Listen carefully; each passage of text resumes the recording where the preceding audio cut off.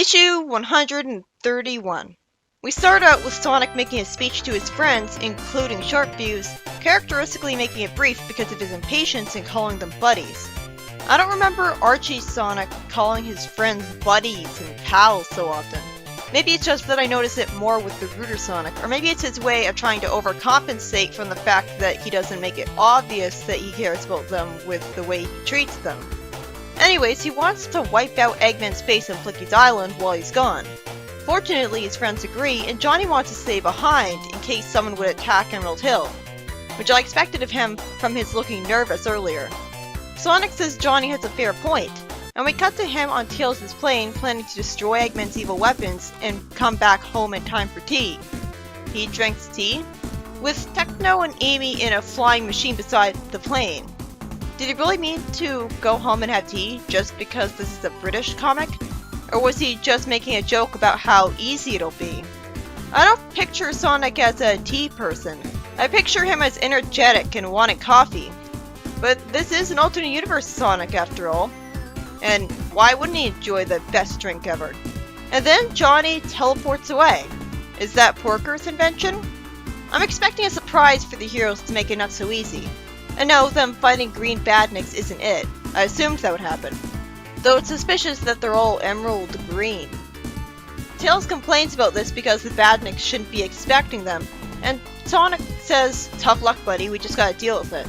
With the badniks surrounding them, Sharp Fuse says they're being ambushed and gets sent out of the sky by a laser from behind.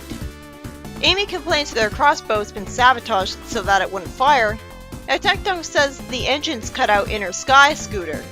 So someone who would be able to access Freedom HQ sabotaged those things for them for some dumb reason. If it's Johnny, at least they'd be doing something interesting with him.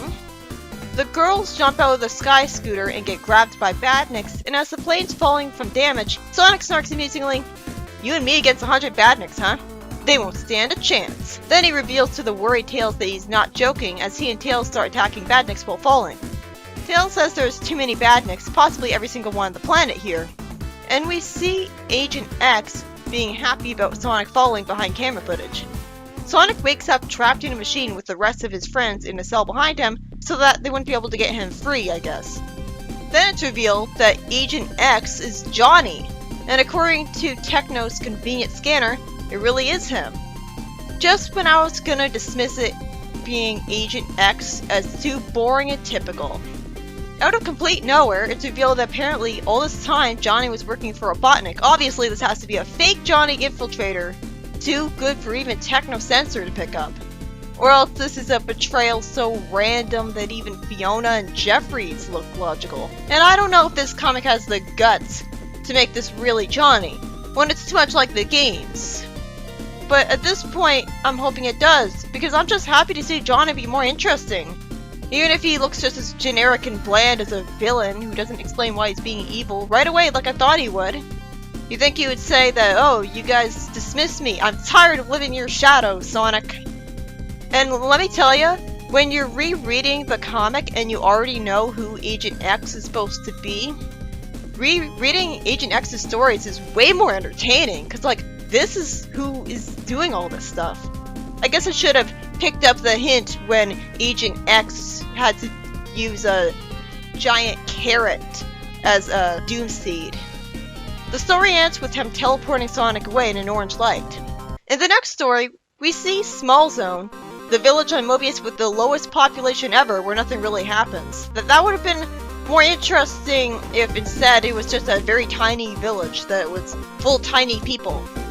Wait, is this gonna be a ripoff of Smallville? We see someone named Clark Bent, get it, like Clark Kent, reporting for the news that today, a record crowd of 5 gathered to watch the Zone's annual folk rolling contest. And I smiled just at hearing that, let alone seeing it. This sure is a boring town if that's the kind of contest they agree to. Don't they have video games over there? Robotnik's been taken down for a long time. The reporter says that the contest was again won by the only contestant. I guess that's the only person who would want to participate in that. And after the break, he wants to talk about a woman who taught her pair to speak Italian in a skateboarding cactus plant. Then he complains that he deserves better and wants to be reporting on big events like badnik attacks. A civilian says that this zone's so insignificant that badniks don't bother to invade it. Wouldn't badniks not discriminate and just attack anything? After some clumsy foreshadowing to that actually happening, we see the reporter reporting in front of a huge monster destroying the village. I wonder if he called that in on purpose just to report on it. He says, "This is the biggest thing to hit Small Zone." Literally, as it's destroying houses. I smiled at that. Tails goes to the village to help, and is told by one of the fleeing civilians to cool it, and is every mammal for himself. Tails complains in his thoughts about how Sonic gets respect when he says cool it, but when he says it, a civilian just gets annoyed. Tails grabs one of them by the back of their shirt, saying that they're acting like mindless sheep.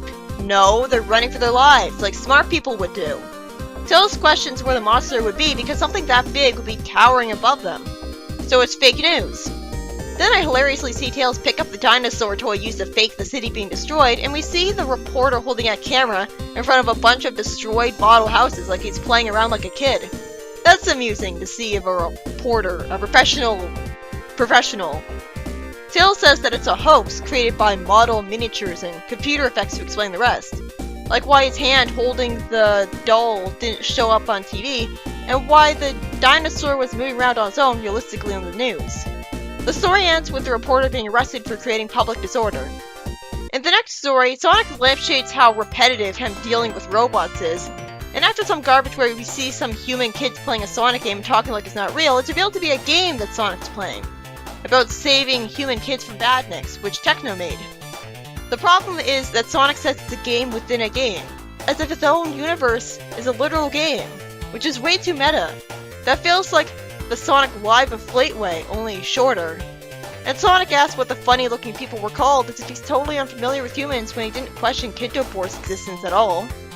Techno says that humans exist on a planet called Earth, and mentions that Amy and her went there once. The first two stories are by Lou Stringer. The first one has the interesting story idea of Johnny seeming to be the one betraying Sonic and his friends so that they can be captured on the way to destroy Eggman's base. Which makes no sense, and he doesn't explain himself immediately like I thought he would.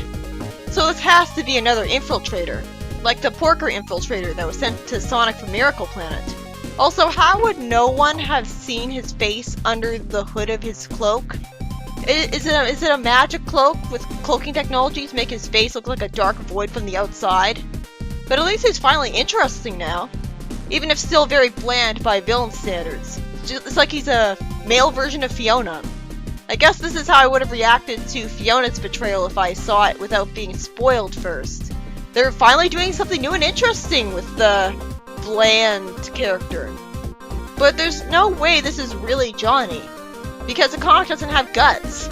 And since this is going to be a story arc, it's begging for that kind of twist. The second story has a reporter in a small town fake news of a dinosaur attacking, and Tails figures out it's fake because no one can see such a giant figure for themselves. Why is Tails the only one to figure this out? I'm all for him having smart moments, but this is ridiculous that nobody else has this smart moment. So he gets him arrested for creating public disorder. It was pretty interesting and amusing. I'm glad he didn't simply call in badniks like an Eggman supporter.